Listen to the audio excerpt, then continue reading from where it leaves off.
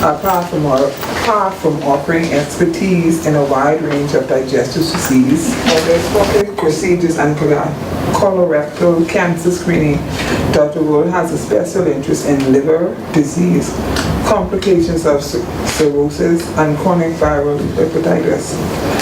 Dr. Wood has completed her medical school training at Howard University of Medicine in Washington, D.C., and both a residency training in internal medicine and fellowship at State University of New York, downstate in Brooklyn, New York. She is a diplomat of the American Board of Internal Medicine and is a member of many professional societies in the U.S. I hope she becomes also a member of the Cancer Society. Special invitation, okay? There you go. So this won't be our first one, this won't be our last one. Please, No. more of you, okay? Thank you, and here you are, the floor is yours. All right, so this is a presentation that I had prepared about 5 years ago. Not much has really changed except for the statistics on colon cancer, which I've tried to obtain prior to today, but unfortunately the system at PMH is down. I was unable to update my statistics, okay? But I do have some interesting statistics to share. Just by a show of hands, how many people have either experienced personally colon cancer or a family member with colon cancer here in the audience? Okay, so the majority. So one of the reasons that I chose to be a gastroenterologist is because my father, in between me going from college to medical school, he experienced his bout of colon cancer, and he is now a 17-year survivor of colon cancer, and that was the reason that I chose to pursue a career in gastroenterology when I went to medical school back in the year 2000, right?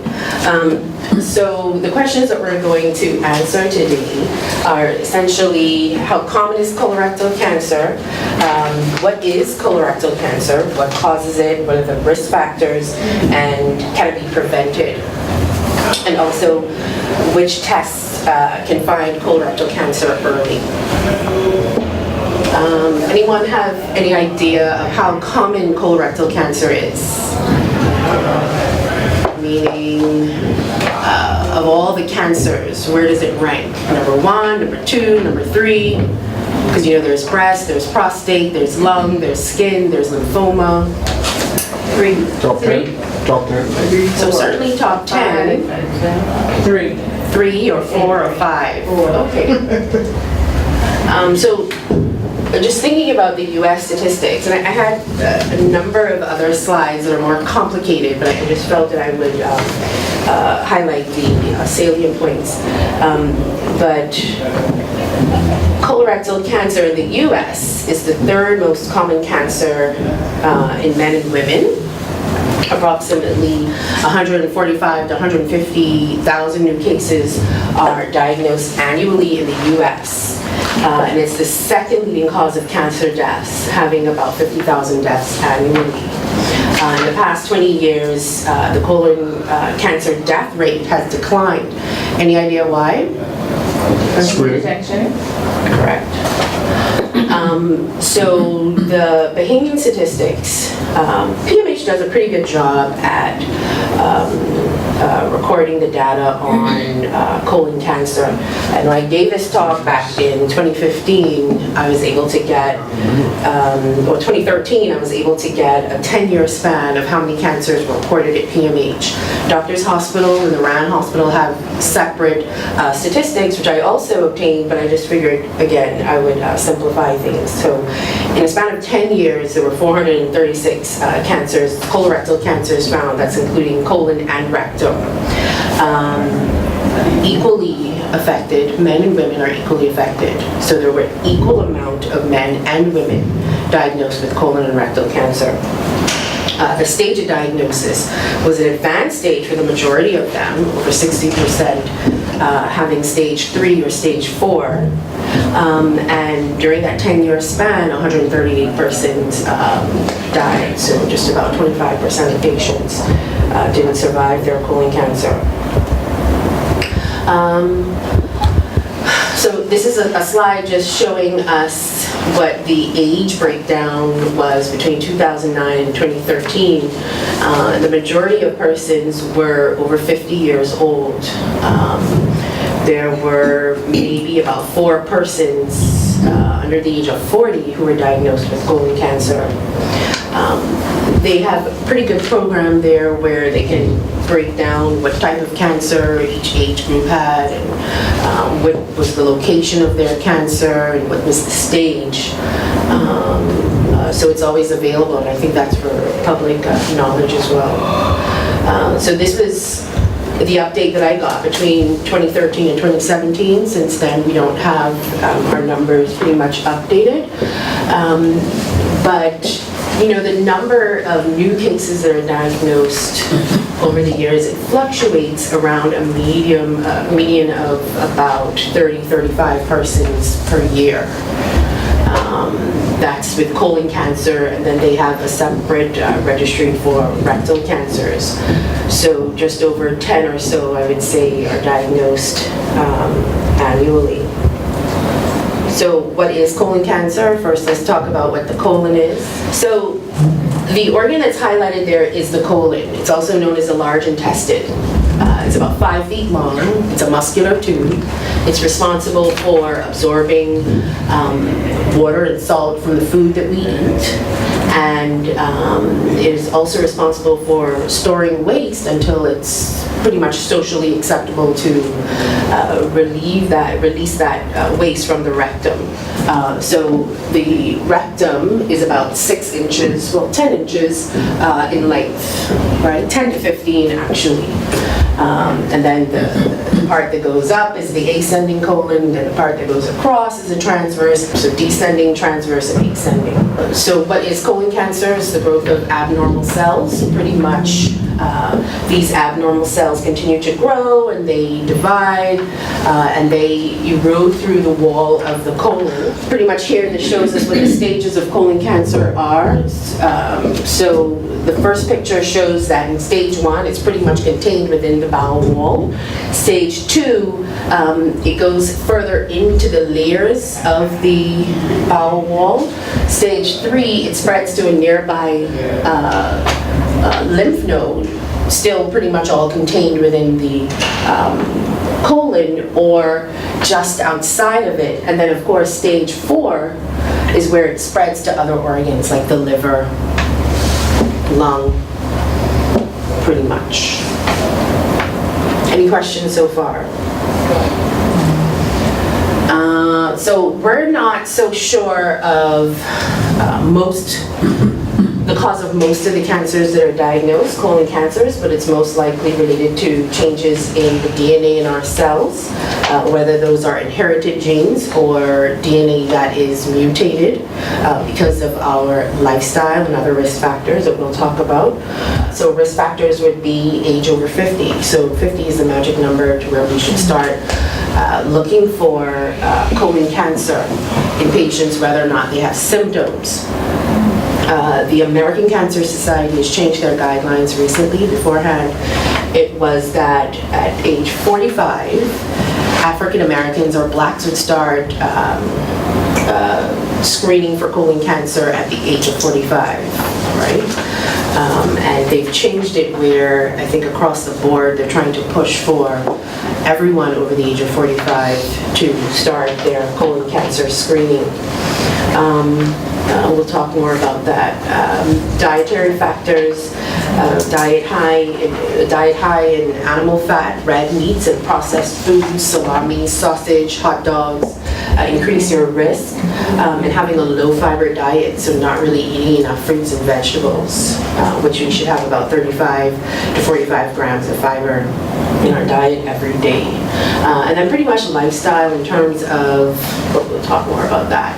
So lifestyle risk factors, obesity is a risk for colon cancer. Fat itself is an inflammatory condition, right? So where there's inflammation, there is an increased risk to develop cancer. So obesity, red meat, alcohol consumption, smoking, and diabetes also is a risk factor. Diabetes itself can suppress the immune system. Decreased risk, the exercise, getting enough folic acid, aspirin. Well, aspirin is controversial. One year you hear there's a theory that aspirin a day keeps the cancer away, and then next thing you know, it's detrimental. So take that with a grain of salt for now. Calcium, vitamin D, and of course, screening decreases your risk of colon cancer. So the other risk factors are where your genetics or other conditions that you may have may be a risk factor. If you have a personal history of colon cancer, meaning that you were found to have a tumor, it was resected, you were cured, you're still at risk for developing it again. Family history of colon cancer and a family history of colon polyps, your risk is increased. There are certain genetic syndromes. HNPCC is hereditary non-polyposis colon cancer, or Lynch syndrome, where persons would develop colon cancer before the age of 20. There's polyposis syndromes, where persons just develop several polyps, which are abnormal growths that turn into cancer.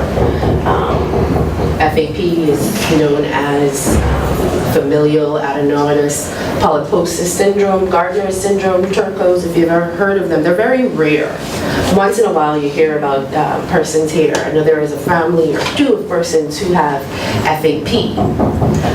And so all of us, all the gastroenterologists are pretty much familiar with this family because they get screened often looking for colon cancer, and then by the age of 20, 25, we take out the colon.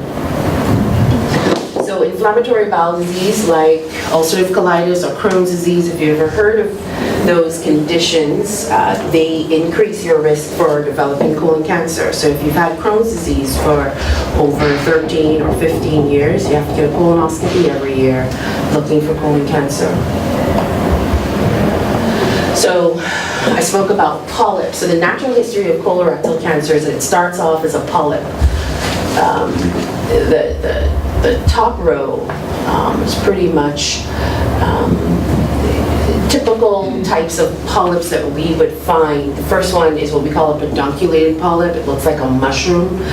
I like seeing these because they're easy to remove, and you know that even if there is cancer in the head of that polyp, this is a larger polyp that can also be removed at the time of colonoscopy. The stalk that it's growing off of, and can you see that there's a stalk here? There's like the stem of the mushroom. The pathologist will look to see if there's any cancer in the stem. And once you know that there's no cancer in the stem, all of the cancer is removed if there's any cancer inside the polyp, right? And I'll show you how we remove those. The one in the middle is the most worrisome one, even though it doesn't look as bad as these two. But this is worrisome because this type of polyp is considered a serrated adenoma, which can convert to cancer. Even though it's small, it doesn't look like anything, it can turn to cancer within a year or two. And then this is another type of polyp, it's called a sessile polyp. Sure, that's easy to remove as well. And this is somewhat what a polyp may turn into, where the cells continue to become abnormal. There's an ulcer formed here, and once you see an ulcer, likely that is growing through the wall of the colon. And then this is just a mass. This is what I think most people think that colon cancer may look like, just a mass growing. So how long does it take for an adenoma or a polyp to turn into colon cancer, we think about 8 to 10 years, which is why persons, when they have a normal colonoscopy, we say they can repeat. I like to say 7 to 10. The recommendation is for the patient to repeat the colonoscopy in 10 years. If a person has a genetic syndrome like HNPCC, their adenoma can turn to a colon cancer in a shorter space of time, 2 to 3 years. And then also when patients come for their follow-up after I remove a polyp, I like to show this progression so that they know where they're at along this timeline in terms of their risk for colon cancer. Something like this, which is a small or maybe a little large adenomatous polyp. You would repeat the colonoscopy in 3 or 5 years, depending on how many there are. But certainly, if there is any adenocarcinoma, and I know that I've removed all of it, for example, the stalk is clear, I have them come back in a year. Something like this, an invasive cancer, I'd have them, well, they'll need surgery to actually resect that part out. But you would know after your colonoscopy what your risk is. So when we think about a screening tool, most cancers, when you screen for colon cancer, you're looking for cancer. The screening for colon cancer is you can find a precancerous lesion, and you, meaning the polyp, and you remove it. Therefore, you are preventing colon cancer from occurring. So colon cancer screening with colonoscopy is the only cancer that we have a tool that we can actually prevent the cancer from occurring at the same time as looking for a polyp. Make sense? So we have a decreased incidence of colon cancer, as just what I asked earlier. Why do we think that the incidence of colon cancer is decreasing? More people are screening and preventing colon cancer through their colonoscopy. And of course, early detection decreases mortality. So other methods, I mean, I speak of colonoscopy, and I'll go more into detail about colonoscopy because that's what I do. But other screening methods, your primary care physician may ask you to do a stool test. That's what the FOBT is. It's a fecal occult blood test. Occult meaning that you don't see it, but you test it. There's blood in there. They'll have you do that annually, do a stool test, and let you know whether or not there's any microscopic blood in your stool. And then that would prompt you to get a colonoscopy. So flexible sigmoidoscopy, you have that every 5 years. What that is a shorter colonoscopy.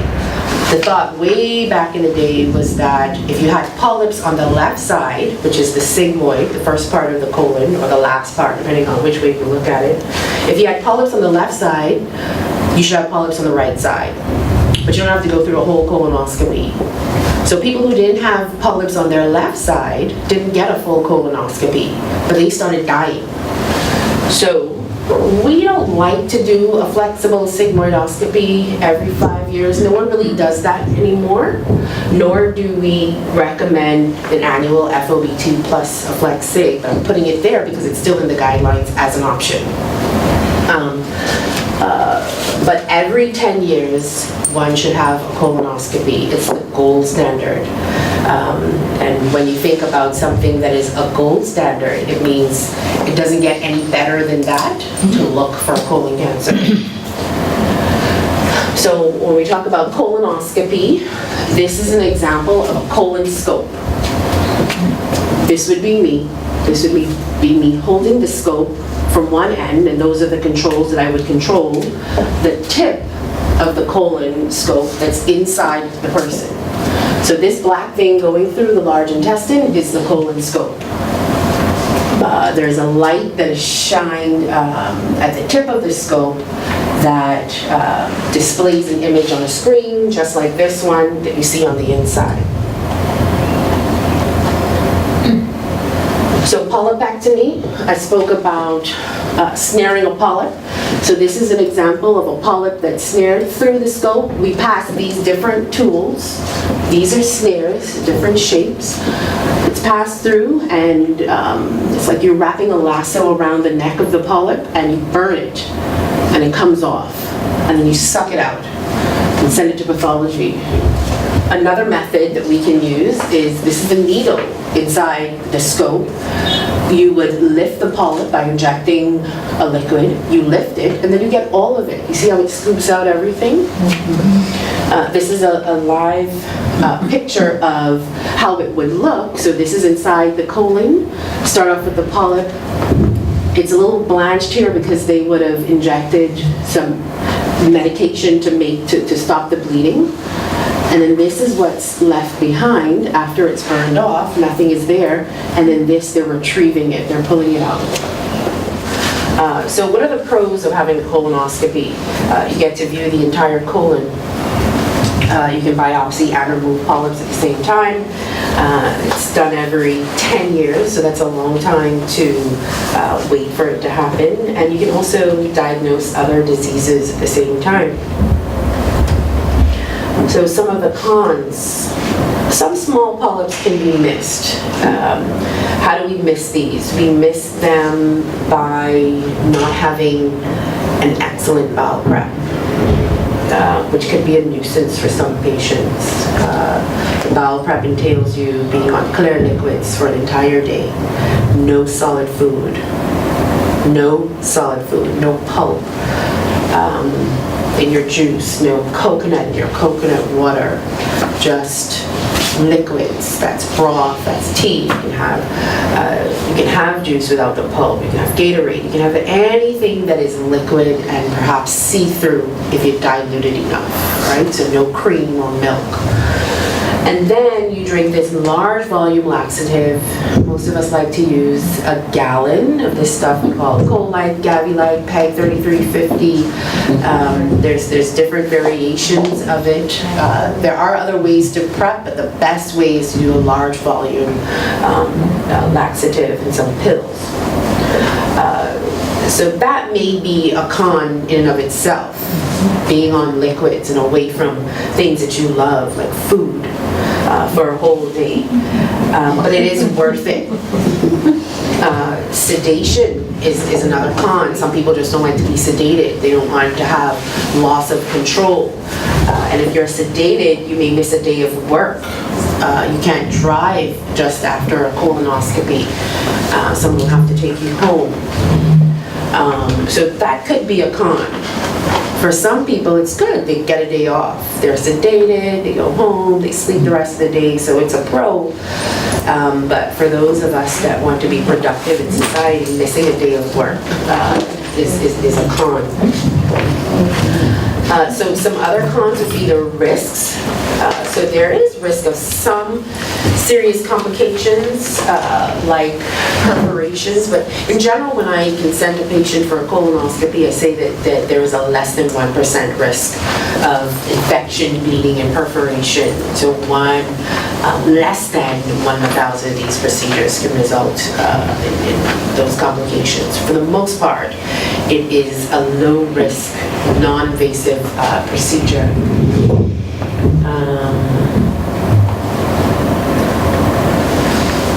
So what may be a barrier to screening? Lack of trust in doctors for whatever reason. Patients feel that they are asymptomatic, they don't feel anything, they're fine, they have a bowel movement every day, which they're proud of. So they don't need to be screened. But you see how wide that colon can get. Colon is a hollow tube. So you need a pretty big mass to grow in there, or sometimes it can grow and constrict an area of the bowel, and then maybe you'll have symptoms. But you don't have to have any symptoms until you're perhaps a stage 4 colon cancer. So that's a barrier in of itself. Persons feel that they are fine because their bowels function. I think a big barrier is that the primary care physician doesn't say it. So by the time a patient comes to me, and let's say they're coming to me for another reason, and I say, by the way, you're over 45, you're over 50, and you have a colonoscopy, do you want to have one done? I would say about half the time, patients say, my doctor didn't say I needed it. You know, I should probably not be the first person that's advocating or pushing for something because I may have a bias. But if the primary care physician would recommend it more often, perhaps more persons would have their colonoscopy. And then there are these stories that people hear, fatalistic views about cancer and even about colonoscopy itself.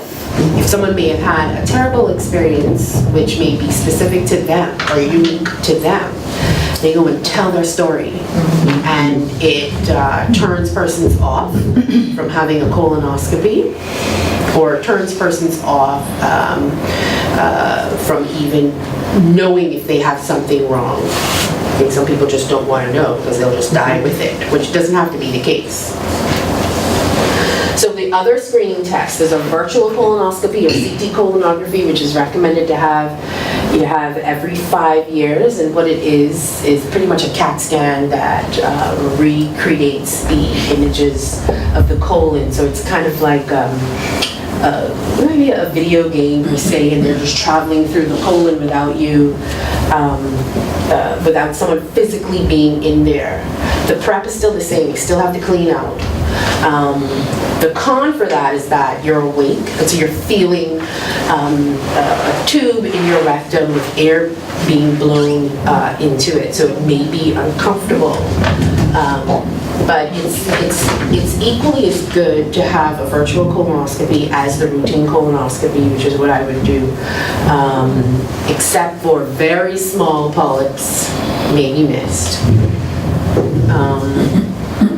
And you won't be able to biopsy or remove a polyp at the same time when you have this procedure.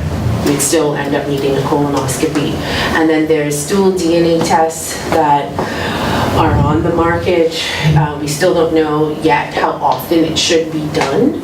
I don't really have the data on how efficacious it is because we pretty much don't have that locally. And then there's video capsule that is also new on the market as well, where you swallow a pill, it travels down to the colon, and it takes hundreds of pictures inside your colon looking for any polyps. And of course, if one is found, you would have the regular colonoscopy.